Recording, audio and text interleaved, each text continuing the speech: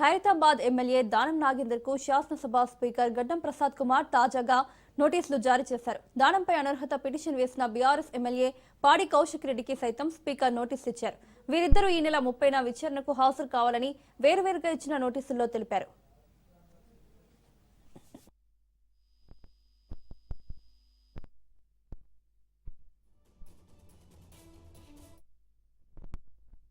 అనర్హత పిటిషన్ పై అఫిడవిట్ వేశారు ఎమ్మెల్యే దానం నాగేందర్.